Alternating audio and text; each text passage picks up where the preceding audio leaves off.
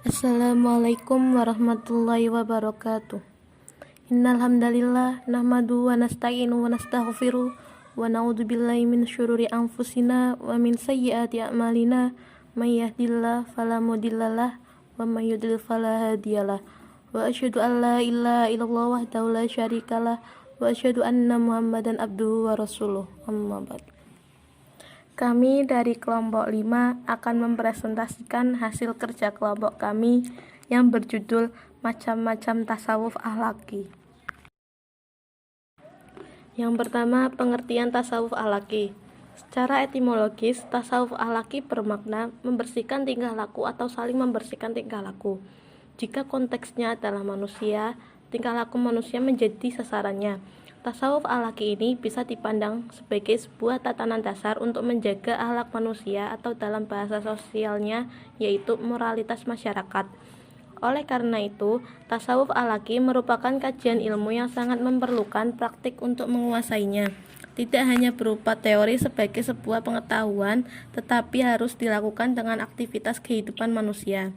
Di dalam diri manusia juga ada potensi-potensi atau kekuatan-kekuatan, ada yang disebut dengan fitrah yang cenderung kepada kebaikan, ada yang juga disebut dengan nafsu dan cenderung kepada keburukan. Jadi, tasawuf akhlaki yaitu ilmu yang mempelajari pada teori-teori perilaku dan perbaikan akhlak. Yang kedua, tokoh-tokoh tasawuf akhlaki. Yang pertama itu ada Hasan Al-Basri, yang nama lengkapnya Abu Sa'id Al-Hasan bin Yasar. Beliau adalah seorang zahid yang amat masyhur di kalangan tabi'in. Ia dilahirkan di Madinah pada tahun 21 Hijriah atau 632 Masehi dan wafat pada hari Kamis bulan Rajab tanggal 10 tahun 110 Hijriah atau 728 Masehi. Ia dilahirkan 2 malam sebelum Khalifah Umar bin Khattab wafat. Ia dikabarkan bertemu dengan 70 orang sahabat yang turut menyaksikan peperangan Badar dan 300 sahabat lainnya. Yang kedua, itu ada Al-Muhasibi. Beliau lahir tahun 165 sampai 243 Hijriah. Nama lengkapnya adalah Abu Abdillah Al-Haris bin Asad Al-Basri Al-Baghdadi Al-Muhasibi. Tokoh sufi ini dikenal dengan sebutan Al-Muhasibi. Ia dilahirkan di Basrah, Irak tahun 165 Hijriah atau 781 Masehi dan meninggal di negara yang sama pada tahun 243 Hijriah atau 857 Masehi. Ia adalah sufi dan ulama besar yang menguasai beberapa bidang ilmu seperti tasawuf, hadis, dan fikih. Ia merupakan figur sufi yang dikenal senantiasa menjaga mawas diri terhadap perbuatan dosa. Ia juga seringkali mengintrospeksi diri menurut amal yang dilakukannya. Ia merupakan guru bagi kebanyakan ulama Baghdad, orang yang lebih banyak menimba ilmu darinya, dan dipandang sebagai murid paling dekat dengannya adalah Junaid al-Baghdadi, yang kemudian menjadi seorang sufi dan ulama besar Baghdad. Yang ketiga, itu Al-Ghazali. Beliau hidup dari tahun 450 sampai 555 Hijriah. Nama lengkapnya adalah Abu Hamid Muhammad bin Muhammad bin Saud At-Tusi Asy-Syafi'i Al-Ghazali. Secara singkat dipanggil Al-Ghazali atau Abu Hamid Al-Ghazali. Ia dipanggil Al-Ghazali karena dilahirkan di kampung Ghazlah, suatu kota di Khurasan, Iran pada tahun 450 Hijriah atau 1058 Masehi. 3 tahun setelah kaum Saljuk mengambil alih kekuasaan di Baghdad. Yang ketiga, ajaran-ajaran tasawuf akhlaki. Pada hakikatnya, para kaum sufi telah membuat sebuah sistem yang tersusun secara teratur yang berisi pokok-pokok konsep dan merupakan inti dari ajaran tasawuf. Di antaranya, tahali, tajalli, munajat, muraqabah, muhasabah, syariat, thariqat, dan ma'rifat yang merupakan tujuan akhir dari tasawuf, yaitu mengenal Allah dengan sebenar-benarnya. Saya akan menjelaskan satu persatu.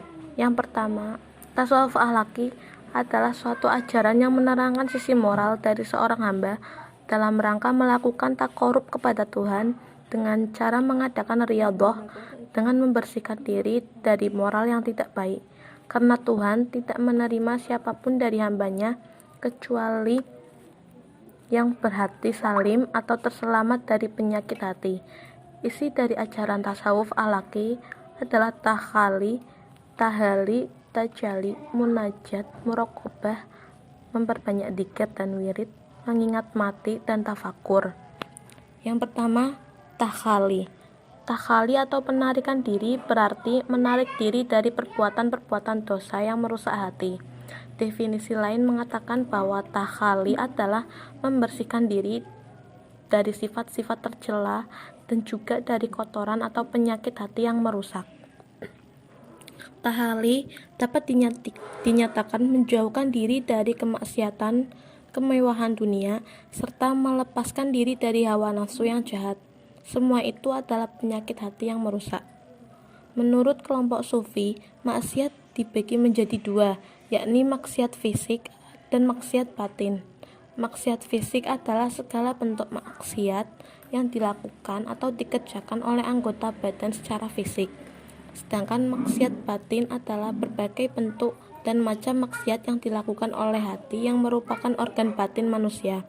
Pada hakikatnya, maksiat batin ini lebih berbahaya daripada maksiat fisik. Jenis maksiat ini cenderung tidak tersadar oleh manusia karena jenis maksiat ini adalah jenis maksiat yang tidak terlihat. Tidak seperti maksiat fisik yang cenderung sering tersadari dan terlihat. Bahkan maksiat batin dapat menjadi motor bagi seseorang manusia untuk melakukan maksiat fisik, sehingga bila maksiat batin ini belum dibersihkan atau belum dihilangkan, maka maksiat lahir juga tidak dapat dihilangkan. Yang kedua itu tahali.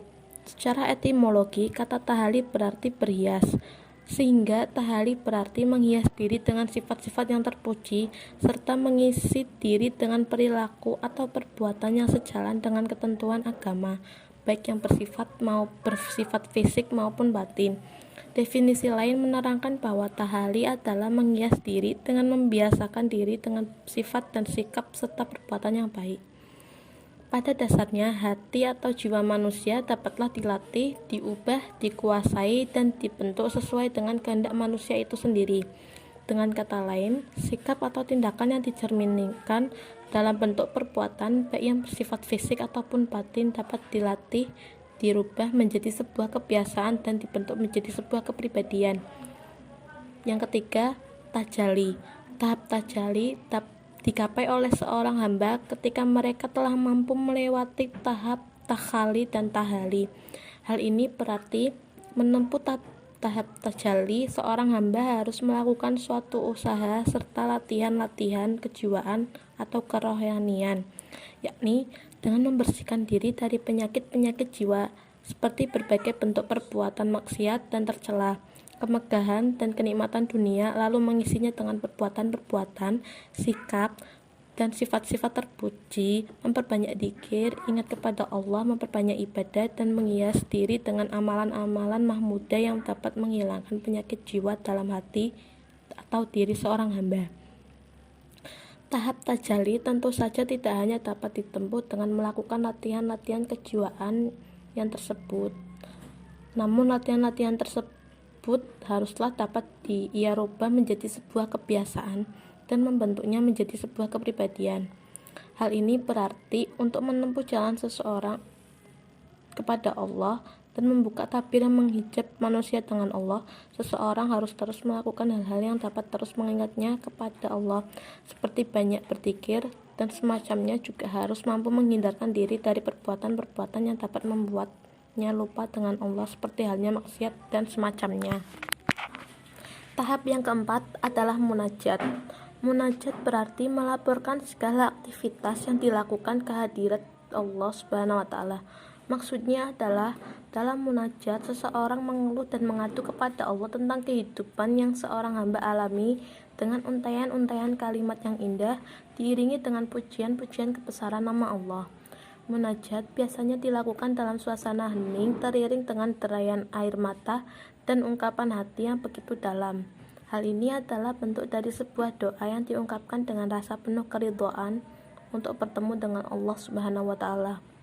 Para kaum sufi pun berpandangan bahwa tetesan-tetesan air mata merupakan suatu tanda penyesalan dari atas kesalahan-kesalahan yang tidak sesuai dengan kehendak Allah, sehingga bermunajat dengan doa dan penyesalan yang begitu mendalam atas semua kesalahan yang diiringi dengan tetesan-tetesan air mata merupakan salah satu cara untuk memperdalam rasa ketuhanan dan mendekatkan diri kepada Allah.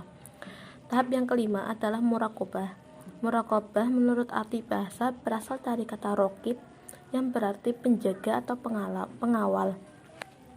Muraqabah menurut kalangan sufi mengandung pengertian adanya kesadaran diri bahwa ia selalu berhadapan dengan Allah dalam keadaan diawasinya. Muraqabah juga dapat diartikan merasakan kesertaan Allah, merasakan keagungan Allah Azza wa Jalla di setiap waktu dan keadaan, serta merasakan kebersamaannya dikala sepi ataupun ramai. Sikap muraqabah ini akan menghadirkan kesadaran pada diri dan jiwa seseorang bahwa ia selalu diawasi dan dilihat oleh Allah setiap waktu dan dalam setiap kondisi apapun. Sehingga dengan adanya kesadaran ini, seseorang akan meneliti apa-apa yang telah mereka lakukan dalam kehidupan sehari-hari. Apakah ini sudah sesuai dengan kehendak Allah atau malah menyimpan dari apa yang ditentukannya. Di samping itu, ada satu istilah yang disebut dengan sikap mental muraqabah, yaitu sikap yang selalu memandang Allah dengan mata hati atau vision of heart. Sebaliknya, ia pun juga menyadari bahwa Allah juga melihatnya, mengawasinya, dan memandangnya dengan sangat penuh perhatian. Yang keenam, muhasabah. Muhasabah didefinisikan dengan meyakini bahwa Allah mengetahui segala pikiran, perbuatan, dan rahasia dalam hati yang membuat seseorang menjadi hormat, takut, dan tunduk kepada Allah. Di dalam muhasabah, seseorang terus-menerus melakukan analisis terhadap diri dan jiwa beserta sikap dan keadaan yang selalu merubah-ubah.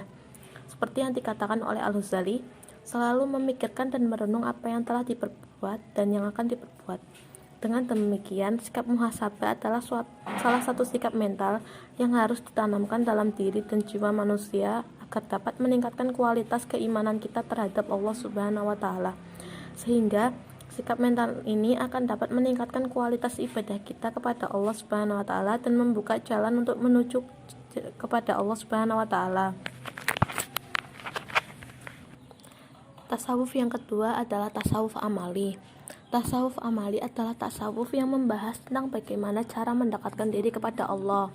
Terdapat beberapa istilah praktis dalam tasawuf amali, yakni syariat, thariqat, dan ma'rifat. Saya akan menjelaskan satu persatu. Yang pertama, syariat dan thariqat. Secara umum, syariat adalah segala ketentuan agama yang sudah ditetapkan oleh Allah untuk hambanya. Bagi orang-orang sufi, syariat itu ialah amal ibadah lahir dan urusan muamalat mengenai hubungan antara manusia dengan manusia. Thariqat menurut istilah tasawuf adalah jalan yang harus ditempuh oleh seorang sufi dalam mencapai tujuan berada sedekat mungkin dengan Tuhan. Thariqat adalah jalan yang ditempuh para sufi untuk digambarkan sebagai jalan yang berpangkal dari syariat. Sebab jalan utama disebut syar, sedangkan anak jalan disebut dengan thariqat. Oleh sebab itu, dapat disimpulkan bahwa thariqat adalah cabang dari syariat yang merupakan pangkal dari suatu ibadah. Yang kedua itu adalah ma'rifat. Ma'rifat berasal dari kata arafa yu'rifu irfan. Ma'rifah adalah pengetahuan, pengalaman, dan pengetahuan ilahi.